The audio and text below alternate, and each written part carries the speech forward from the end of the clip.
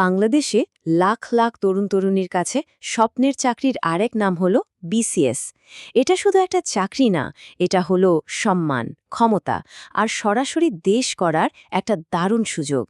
হ্যাঁ, আমি Bangladesh civil service বা বিসিএস এর কথাই বলছি।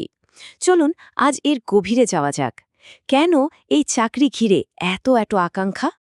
আচ্ছা, চলুন শুরু করা যাক সবচেয়ে গ্ল্যামারাস একটা পদ দিয়ে। একবার ভাবুন তো, বিদেশের মাটিতে বাংলাদেশের পতাকা তুলে ধরার দায়িত্ব আপনার কাঁধে। বিসিএস ফরেন অ্যাফেয়ার্স ক্যাডারের একজন কূটনীতিক ঠিক এই কাজটাই করেন। আন্তর্জাতিক মহলে তিনি বাংলাদেশেরই প্রতিচ্ছবি। এরপর আসা যাক একদম মাঠ প্রশাসনের কেন্দ্রবিন্দুতে। একজন জেলা প্রশাসক বা ডিসি, যিনি বিসিএস প্রশাসন ক্যাডারের একজন কর্মকর্তা, একটা গোটা জেলার সবকিছু সামলানোর দায়িত্বে থাকেন। ওনার একটা সিদ্ধান্তই কিন্তু ওই জেলার লাখো মানুষের জীবনে প্রভাব ফেলে। আর হ্যাঁ, আইন শৃঙ্খলায় রক্ষার মতো অনেক গুরুদায়িত্ব তো আছেই। এই কাজটা করেন বিসিএস পুলিশ ক্যাডারের কর্মকর্তারা, যেমন একজন পুলিশ সুপার বা এসপি। এই যে আমরা কূটনীতিক, জেলা প্রশাসক বা পুলিশ সুপারের কথা বললাম, এই সবগুলো পদে কিন্তু একটা বিশাল সিস্টেমের অংশ। আর সেই সিস্টেমটাই হলো বিসিএস ক্যাডার সার্ভিস, যা আক্ষরিক অর্থেই আমাদের দেশের প্রশাসনিক মেরুদণ্ড। দেখুন, একজন বিসিএস ক্যাডার হওয়া মানে শুধু একটা নিশ্চিত চাকরি পাওয়া নয়, এর সাথে জড়িয়ে আছে অনেক সম্মান আর দেশের মানুষের প্রতি একটা বিরাট দায়িত্ব। সরকারের বড় বড় নীতিগুলো মাঠ পর্যায়ে বাস্তবায়ন করার মূল কারিগর কিন্তু এরাই। কিন্তু এই সম্মানজনক পদে পৌঁছানোর রাস্তাটা একেবারেই সহজ না। একজন চাকরি প্রার্থী আর তার স্বপ্নের পদের মাঝখানে দেয়াল হয়ে দাঁড়ায় এক মহাযুদ্ধের মতো পরীক্ষা, বিসিএস পরীক্ষা। এই পরীক্ষাটা মূলত তিনটা খুব কঠিন ধাপে হয়। লাখ লাখ প্রার্থী প্রিলিমিনারি পরীক্ষা দিয়ে এই যাত্রা শুরু করে। সেখান থেকে যারা টিকে যায় তারা বসে লিখিত পরীক্ষায়, আর সবশেষে থাকে পার্সোনালিটি আর মেধা যাচাইয়ের ফাইনাল রাউন্ড, মানে ভাইভা। প্রত্যেকটা ধাপে কিন্তু হাজার হাজার পরীক্ষার্থী বাদ পড়ে যায়। বিশেষ করে লিখিত পরীক্ষার সিলেবাসটা যে কী পরিমাণ বিশাল, তা হয়তো অনেকেই কল্পনাও করতে পারবেন না। প্রার্থীদের ঠিক কতটা জানতে হয়, চলুন কয়েকটা উদাহরণ দেখলেই বিষয়টা পরিষ্কার হবে। যেমন ধরুন, একজন প্রার্থীকে পড়তে হচ্ছে ইংরেজি সাহিত্যের রোম্যান্টিক কবি ওয়ার্ডসওয়ার্থ বা শেলির কবিতা। হয়তো ভাবছেন, একজন প্রশাসকের জন্য এসব জেনে কী লাভ? আচ্ছা, সাহিত্যের সেই জগৎ থেকে বেরিয়েই তাকে হয়তো ডুব দিতে হচ্ছে মানব মনের জটিল এক অধ্যায়, যেমন ধরুন অ্যাবনর্মাল সাইকোলজি।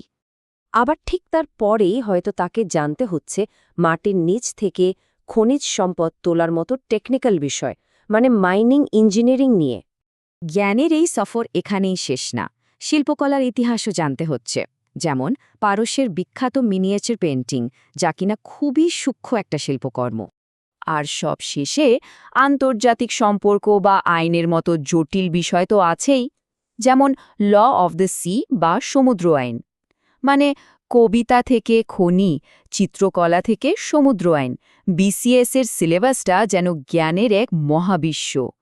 কিন্তু প্রশ্ন হল, এত বড় আর জটিল একটা পরীক্ষা আয়োজন ও পরিচালনা করে কারা? এই বিশাল দায়িত্ব পালনের জন্য কিন্তু একটা সাংবিধানিক প্রতিষ্ঠানই আছে।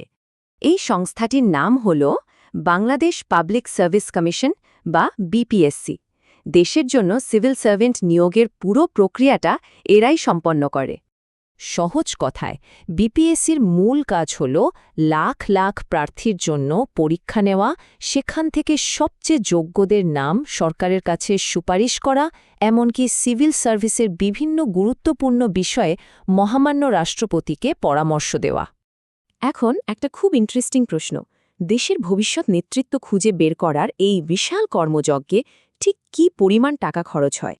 2024-25 অর্থবছরের জন্য বিপিএসসির প্রস্তাবিত বাজেট হল প্রায় 166 কোটি টাকা। এই বিশাল অঙ্কটাই বলে দেয় যে এই নিয়োগ প্রক্রিয়াটা জাতীয় পর্যায়ে ঠিক কতটা গুরুত্বপূর্ণ। আর ব্যাপারটা শুধু এক বছরের না, খেয়াল করলে দেখবেন গত 3 অর্থবছরে কমিশনের বাজেট কিন্তু বেড়েই চলেছে। এর মানে হল সময়ের সাথে সাথে বিপিএসসির কাজের পরিধি আর দায়িত্ব দুটোই বাড়ছে। তো এত টাকা আখির যায় কোথায়? এই বিশাল বাজেটের বেশিরভাগটাই খরচ হয় মূলত 3টে খাতে। পরীক্ষার সাথে জড়িত বিশেষজ্ঞদের সম্মানী, কমিশনের কর্মকর্তা-কর্মচারীদের বেতন আর নতুন ভবন বা পরিকাঠামো তৈরিতে।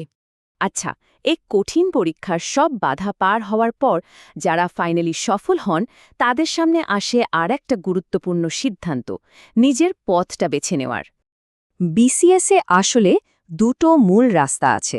একটা হলো জেনারেল ক্যাডার, যেখানে যে কোনো সাবজেক্টের গ্র্যাজুয়েটরা আসতে পারেন, আর অন্যটা হলো টেকনিক্যাল ক্যাডার, যেটা ডাক্তার, ইঞ্জিনিয়ার বা কৃষিবিদদের মতো নির্দিষ্ট পেশার স্নাতকদের জন্য, যেখানে তারা তাদের নিজেদের জ্ঞান আর দক্ষতা কাজে লাগাতে পারেন।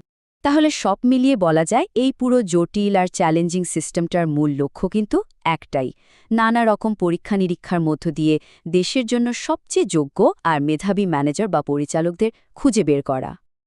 তবে শেষে একটা প্রশ্ন কিন্তু থেকেই যায়, যে পরীক্ষা ব্যবস্থা প্রার্থীদের কবিতা থেকে শুরু করে মাইনিং ইঞ্জিনিয়ারিং পর্যন্ত প্রায় সব বিষয়ে জ্ঞান যাচাই করে, সেই ব্যবস্থাটা কি আসলেই একটা দেশের ভবিষ্যতের জন্য সেরা নেতৃত্ব তৈরি করতে সক্ষম?